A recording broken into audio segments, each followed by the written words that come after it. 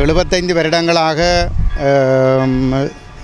ஸ்ரீலங்காவினுடைய ஆட்சியாளர்களால் தமிழர்கள் தொடர்ச்சியாக அளிக்கப்பட்டு வருகின்ற நிலையிலே காலங்காலமாக தமிழர்களுடைய அரசியல் உரிமைகளை கோரி தமிழர்கள் போராடி வந்திருக்கின்ற ஒரு சூழலிலே மாறி மாறி ஆட்சிக்கு வந்த ஆட்சியாளர்கள் தாங்கள் ஆட்சிக்கு வருகின்ற காலங்களிலே தேர்தல் காலங்களில் தமிழ் மக்களுடைய வாக்குகளை குறிவைத்து பல வாக்குறுதிகளை வழங்கி தமிழ் மக்களுடைய வாக்குகளை பெற்று ஆட்சிப்பிடம் ஏறி இருந்தாலும் கூட தொடர்ச்சியாக தமிழர்களை அவர்கள் ஆட்சிப்பிடம் ஏறிய பிற்பாடு ஏமாற்றியே வந்திருக்கிறார்கள்.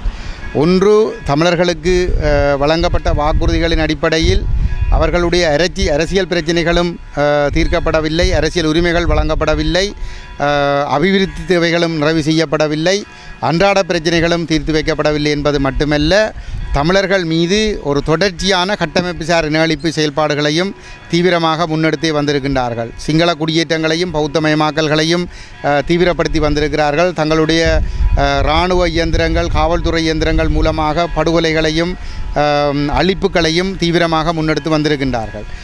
இத்தகைய ஒரு சூழலிலே நாங்கள் அதற்கெதிராக எங்களுடைய இனம் ஆயுதமேந்தி போராடி இருக்கிறது.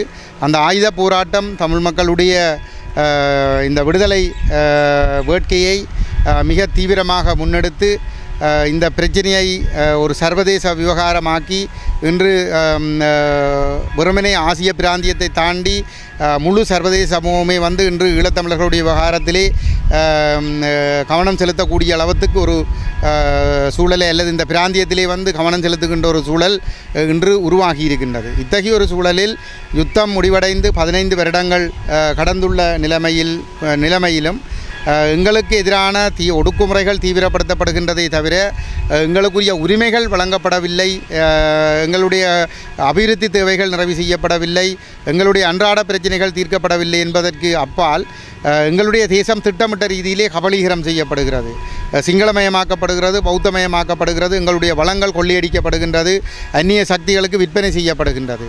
ஆகவே இந்த நிலைமைகளுக்கு நாங்கள் முகம் கொடுத்து கொண்டிருக்கின்ற வேளையில் இப்பொழுது ஒரு தேர்தல் வந்திருக்கிறது. இந்த தேர்தலிலே வளைமை போன்று வாக்குறுதிகளை வழங்கி ஏமாற்றுகின்ற நாடகத்திலே சிங்கள பௌத்த வேட்பாளர்கள் ஈடுபட்டிருக்கின்றார்கள்.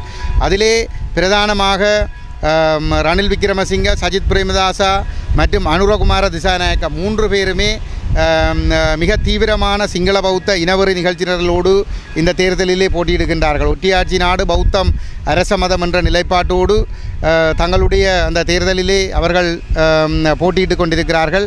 தமிழர்களுடைய வாக்குகளை தமிழர்களுக்கு வேறு முகத்தை காட்டி கபலீகரம் செய்கின்ற ஒரு முயற்சியிலே ஈடுபட்டிருக்கின்றார்கள். இந்த வேளையிலே எங்களுடைய மக்கள் தொடர்ந்து ஏமாற்றப்படுவதை தடுப்பதற்காக எங்களுடைய கட்சியினுடைய தலைவர் கஜேந்திரகுமார் பொன்னம்பலம் அவர்களுடைய தலைமையிலே நாங்கள் இந்த தேர்தலை ஒரு ஆயுதமாக கையில் எடுத்து இந்த தேர்தலில் தமிழர்களுடைய வாக்குகளினுடைய முக்கியத்துவம், இலங்கை தேர்தலிலே போட்டியிடுகின்ற வேட்பாளர்களுக்கு இருக்கக்கூடிய முக்கிய வேட்பாளர்களுக்கு தமிழர்களுடைய வாக்குகளுடைய முக்கியத்துவம் எவ்வளவு இருக்கிறது என்பதனை உணர்ந்து கொண்டு அதே நேரத்தில் இலங்கை தீவிலே தங்களுக்கு சாதகமான ஒரு ஆட்சியை உருவாக்குவதற்கு விரும்புகிற இந்திய மேற்கு நாடுகளுக்கு இருக்கக்கூடிய முக்கியத்துவத்தையும் விளங்கிக் கொண்டு அவர்கள் தங்களுக்கு விருப்பமான ஒருவரை ஆட்சிப்பிடம் ஏற்றுவதற்கு தமிழர்களுடைய வாக்குகள் எவ்வளவு தூரம் அவசியமானது என்பதனை விளங்கிக் கொண்டு இது ஒரு மிகச்சிறந்த சந்தர்ப்பம், மிகச்சிறந்த ஒரு ஆயுதம், ஒரு ஜனநாயக ஆயுதம். இதை நாங்கள் சரியான முறையிலே துணிச்சலோடு நாங்கள் இந்த இடத்திலே முடிவுகளை எடுத்து நாங்கள் பேரம் பேசுவதன் ஊடாக இதுவரைக்கும் நீடித்து கொண்டிருக்கின்ற இந்த அவல வாழ்வுக்கு நாங்கள் ஒரு முற்றுப்புள்ளி வைக்க முடியும் என்ற முயற்சியை நாங்கள் உறுதியாக நாங்கள் முன்னெடுத்திருக்கிறோம். அந்த வகையில் எங்களுடைய தலைவர் கஜேந்திரகுமார் பொன்னம்பலம் அவர்கள் மிக உறுதியாக இந்த தேர்தலை புறக்கணிக்க வேண்டும் என்ற முடிவை கடந்த 15 வருடங்களாக எடுத்தது போன்று இம்முறை இந்த ஆண்டும் அந்த பகிஷ்கரிக்க வேண்டும் என்ற முடிவை அவருடைய தலைமையில் எங்களுடைய இயக்கம் எடுத்திருக்கிறது.